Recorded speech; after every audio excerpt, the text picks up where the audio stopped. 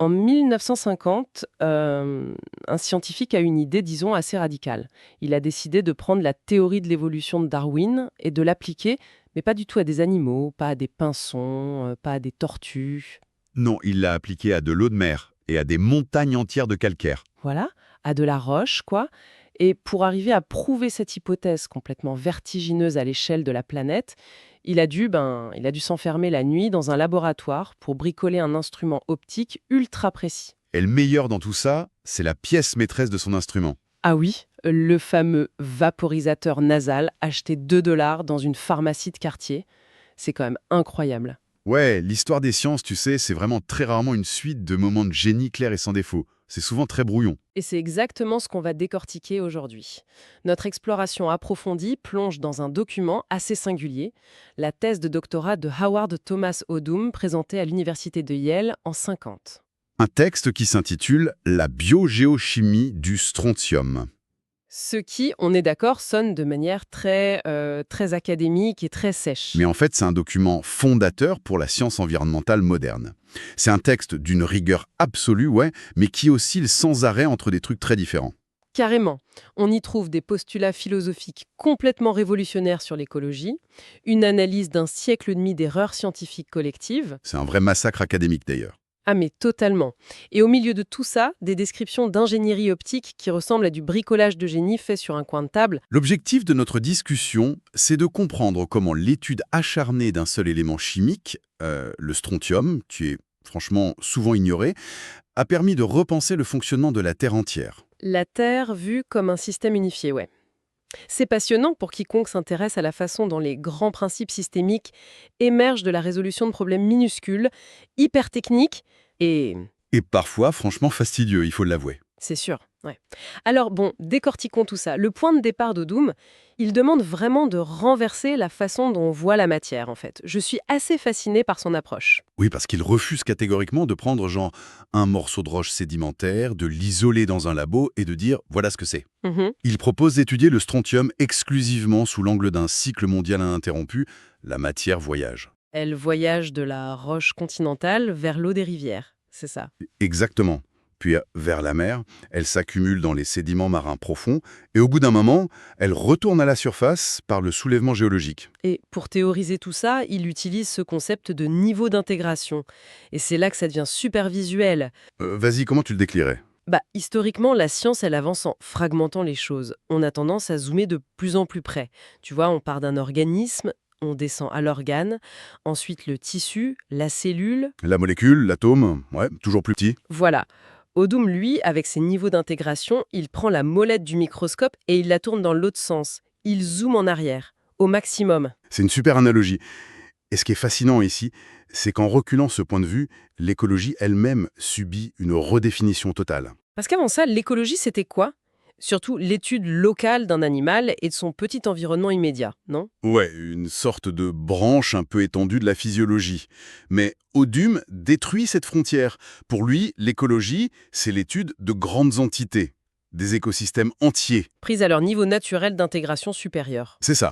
Et quand on regarde le monde à cette échelle gigantesque, ce qui ressemble à des mouvements chimiques un peu aléatoires au niveau moléculaire, Se révèle en fait être un circuit fermé, hyper structuré et stable sur des temps géologiques. exactement.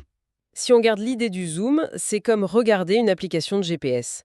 Imagine, tu zoomes un fond sur un seul petit carrefour en centre-ville. Ouais, tu vois des voitures qui freinent, qui tournent, qui accélèrent, ça a l'air d'être un chaos total. Voilà, aucune logique apparente. Mais si tu dézoomes pour englober tout le continent sur ton écran, Ah bah le chaos disparaît. complètement. Tu vois un réseau autoroutier massif, un flux constant, équilibré, une circulation prévisible d'une ville à une autre. Et Odium prouve que le strontium fait exactement ça. Sauf que affirmer qu'un cycle chimique mondial est stable depuis des millions d'années, ça amène une question causale énorme. Bah oui, comment cette harmonie, comment elle s'est créée et surtout comment elle se maintient. Sans aucun cerveau pour la diriger, sans aucune biologie au centre de tout ça. Et c'est là que la lecture de ce texte, personnellement, ça m'a donné un vrai vertige intellectuel. Odium prend le mécanisme central de Darwin, La sélection naturelle, oui, et il l'applique à des trucs qui ne sont pas vivants. c'est la clé de voûte de sa philosophie. Il dit que la nature chercherait constamment à former des entités à l'état d'équilibre, ce fameux steady state en anglais. Mais attends une seconde. Il faut qu'on en parle parce que ça m'a fait tiquer. Parler de sélection naturelle pour un renard ou un oiseau, ok, c'est logique. Bien sûr. Il y a de l'ADN, des mutations, ils se battent pour manger, pour se reproduire. L'animal qui n'est pas adapté meurt, l'autre transmet ses gènes. Mais comment une boucle d'eau de mer et de strontium peut survivre? C'est vrai que ça paraît fou. Un cycle géologique n'a pas de gènes, pas de prédateurs. C'est incroyablement audacieux de dire ça. Ça soulève une question importante, et le génie d'Odium, c'est de dépouger la sélection naturelle de tout son côté biologique. Pour en garder quoi? L'aspect thermodynamique? Exactement, il en tire la pure logique mathématique. La règle, elle est brutale. Un système qui est stable dans le temps, il existera tout simplement plus longtemps qu'un système instable. Ah! Oui, vu comme ça. Prends une réaction chimique ou un cycle biogéosuique qui n'a aucun mécanisme de retour à l'équilibre.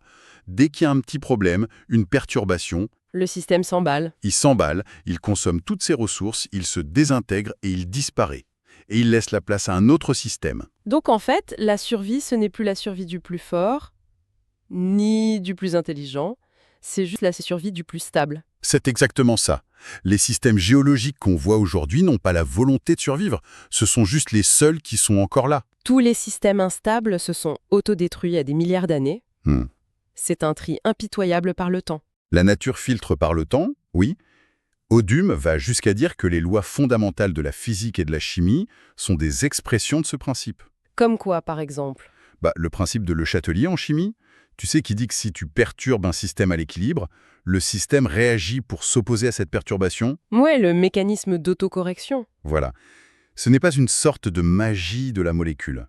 C'est un mécanisme qui a été sélectionné à grande échelle, parce que tous les systèmes qui n'avaient pas ce frein, ils ont disparu. C'est limpide sur le papier, mais notre expérience de tous les jours contredit un peu ça, non? L'idée d'une harmonie imperturbable. C'est vrai qu'on a l'impression d'être dans un monde chaotique. Pour nous, ça ressemble à une évolution linéaire vers des extrêmes, pas une petite boucle parfaite. Et la source aborde cette contradiction avec une parabole que je trouve géniale. C'est pour illustrer nos biais cognitifs liés à notre échelle d'observation. Ah oui, l'histoire de l'insecte. Voilà. Odum imagine un insecte posé sur une petite feuille qui flotte sur une rivière. Pour cet insecte, sa vision de l'univers, donc l'eau sous ses pattes, c'est que ça va dans une seule direction, de façon strictement linéaire, pour toujours. Parce que sa vie est trop courte pour voir la suite. C'est ça.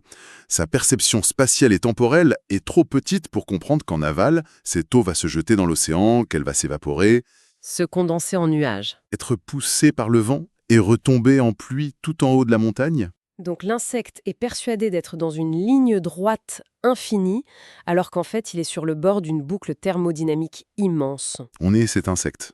On est totalement l'insecte sur la feuille. Notre histoire humaine de quelques millénaires, ça nous aveugle complètement. Mais bon, redescendons un peu de ces hauteurs philosophiques. Oui, parce qu'il faut bien prouver tout ça. Voilà. Avancer une théorie sur la stabilité cosmique, c'est super, mais la prouver avec des vraies mesures sur le terrain, dans les années 50, c'est une autre affaire. Surtout avec le strontium. Surtout avec le strontium, oui. Son histoire scientifique, c'est un naufrage continu. Un désastre empirique. Depuis qu'Adair Crawford l'a découvert en 1790, ça a été un cauchemar à mesurer. Le problème de base, il est dans le tableau périodique des éléments. Le strontium et le calcium sont dans la même colonne. Les métaux alcalinotéreux. Exactement. Leurs couches électroniques externes sont presque identiques, donc chimiquement, ils font quasiment la même chose. Moi, j'aime bien l'image du grand frère. Le calcium, c'est le grand frère hyper bruyant, super expansif, qui prend toute la place dans la pièce. C'est une bonne image, ouais. Et le strontium, c'est le petit frère discret qui se cache toujours derrière lui. On ne le voit jamais tout seul. Et la différence de quantité est folle. Le calcium est partout, dans les roches, les océans. Le strontium, c'est juste une infime trace. Et du coup, au XIXe siècle, les méthodes classiques étaient complètement impuissantes, notamment la gravimétrie. La gravimétrie, pour ceux qui nous écoutent et qui ne sont pas chimistes, l'idée c'est de dissoudre la roche dans un acide et on ajoute un produit chimique, Un réactif. voilà, un réactif pour forcer un élément précis à redevenir solide, à précipiter. On filtre cette poudre, on la sèche et on la pèse sur une balance hyper précise. C'est de la déduction de masse, basiquement. Sauf qu'avec l'affinité entre le strontium et le calcium, impossible de trouver un réactif qui faisait tomber l'un sans emporter l'autre avec. Donc les pauvres chercheurs pensaient peser le petit frère, mais ils pesaient en fait un mélange blindé de calcium. Les chiffres étaient n'importe quoi. Odium parle d'études des années 30, très sérieuses pourtant, comme celle de Braidesh et Emery, qui donnaient des valeurs de strontium parfois 10 fois trop hautes. Et à l'inverse, avec les premiers rayons X, ils trouvaient des valeurs largement trop basses. Et de mauvaises données, ça donne forcément de mauvaises théories. La littérature académique était remplie d'hypothèses délirantes. Du genre, la mer accumule du strontium de manière exponentielle, ou alors le strontium disparaît des océans. Impossible de voir l'harmonie mondiale quand tes outils hurlent au déséquilibre. C'est là que ça devient vraiment intéressant. Parce qu'Odum fait une bascule conceptuelle majeure. Devant l'impossibilité d'isoler le strontium, il va utiliser le grand frère à son avantage. C'est brillant. Au lieu d'essayer d'avoir un pourcentage brut de strontium, genre dans un litre d'eau, un chiffre qui bouge tout le temps, il va se concentrer sur le ratio. Le fameux ratio SR sur K. C'est ça, le nombre d'atomes de strontium pour 1000 atomes de calcium. Le grand frère n'est plus un problème qui fausse la balance, il devient le groupe de contrôle. L'impact de ce choix est massif pour l'étude des écosystèmes. Imagine une rivière qui traverse du calcaire. Elle se charge en minéraux. Soudain, il pleut des cordes. Le volume d'eau augmente d'un coup. Voilà. Si tu mesures le pourcentage brut de strontium, le chiffre s'effondre à cause de la pluie, de la dilution. Tu te dis, mince, le strontium a disparu. Alors qu'en fait, le calcium a aussi été dilué exactement dans la même proportion. Exactement. Donc le ratio entre les deux, lui, ne bouge pas d'1 millimètre. La dilution de la pluie devient juste un bruit de fond et on peut enfin voir le signal pur. Si ce ratio change soudainement, par exemple dans la coquille d'un crustacé qui vit dans cette rivière, C'est la preuve qu'un processus biologique a ciblé spécifiquement à des éléments. voilà, alors on sait quoi mesurer. Le ratio. Mais alors comment le faire physiquement et de manière rapide ? Il fallait des milliers de données venant du monde entier. Les méthodes optiques de l'époque, avec des arcs électriques et des plaques photographiques, C'était une horreur. Ça prenait des heures et la reproductibilité était de 50%. Autant peindre dans le noir. il fallait une machine rapide. Et là, Odum se tourne vers une technologie émergente, le spectrophotomètre à flamme. Le principe optique est somptueux. On utilise la mécanique quantique, rien que ça. Oui, tu vaporises un liquide dans une flamme très chaude, ça excite les électrons. Quand ils redescendent à la normale, ils libèrent des photons, de la lumière. Et chaque élément émet une couleur, ou plutôt une longueur d'onde ultra spécifique. C'est sa signature lumineuse. Odum fait brûler ses échantillons dans une flamme air-propane très claire. Cette lumière passe dans des lentilles, puis frappe un réseau de diffraction, une sorte de superprisme. Et ça décompose la lumière. Ensuite, il utilise des tubes photomultiplicateurs, des capteurs issus de la technologie militaire hypersensible. Il en règle un précisément sur 4607 angstroms pour le strontium. Et un autre sur 4227 pour le calcium. Mais le problème, c'est l'alimentation de la machine. Si le liquide n'est pas vaporisé de manière chirurgicale, la flamme vacille et les capteurs ne voient plus rien. Il fallait un brouillard parfait, un aérosol d'une finesse absolue. Et c'est là que le contraste est fou. Face aux injecteurs de laboratoire hors de prix qui ne marchaient pas, il fait quoi ? Il va à la pharmacie Il achète un nébuliseur en verre à 2 $, un truc pour le rhumain. et il passe des heures à limer l'angle, à ajuster le flux pour avoir le brouillard continu parfait. J'imagine tellement la scène. Le chercheur de Yale qui bricole un spray nasal pour prouver l'équilibre thermodynamique de la Terre. Mais bon, ce n'était pas le dernier piège, si. Non, la chimie cachait encore un gros problème, l'aluminium. Dans la roche terrestre, il y a plein d'aluminium. Et dans la flamme, ça fait quoi ? Ça étouffe littéralement la lumière du strontium. Le strontium est là, il émet, mais les photons n'arrivent pas au capteur à cause de l'aluminium. Donc le petit frère caché derrière le grand frère se fait maintenant étouffer par un cousin éloigné ? C'est un peu ça. Il fallait retirer l'aluminium du liquide avant même de le mettre dans le vaporisateur. Avec la fameuse reprécipitation à l'oxalate. Une méthode implacable. Tu dissous la roche dans l'acide, tu ajoutes de l'oxalate qui s'accroche au strontium et au calcium et ils redeviennent solides. L'aluminium, lui, reste liquide. On jette le liquide avec l'aluminium, on récupère la poudre pure, on la crame dans un four et on la redissout. C'est quand même super violent comme traitement. Et ça pose la question de est-ce que ça n'a pas abîmé le ratio de départ en cours de route ? Ah oui, c'est le risque. Comment Odum a prouvé que son oxalate n'avait pas embarqué trop de calcium par erreur? Avec une rigueur incroyable. Il a testé la méthode sur des centaines de coquilles de palourdes de l'espèce Vénus, dont la structure était super connue. Il a mesuré avant, il a mesuré après le traitement à l'oxalate. Et le ratio SR sur K n'avait pas bougé d'un poil. Enfin, la machine disait la vérité. Et quelle cadence? Il arrivait à faire 10 à 12 analyses hyper précises par heure. Une révolution absolue. Mais il faut vraiment imaginer les conditions de travail de l'époque. Oui, c'est mentionné dans la source. La machine était tellement sensible qu'elle réagissait à la pression barométrique de la pièce ou aux fluctuations de l'électricité de la ville. C'est pour ça qu'il bossait la nuit. Parce qu'en journée, les usines tiraient sur le réseau électrique et faisaient vaciller sa machine. Exactement.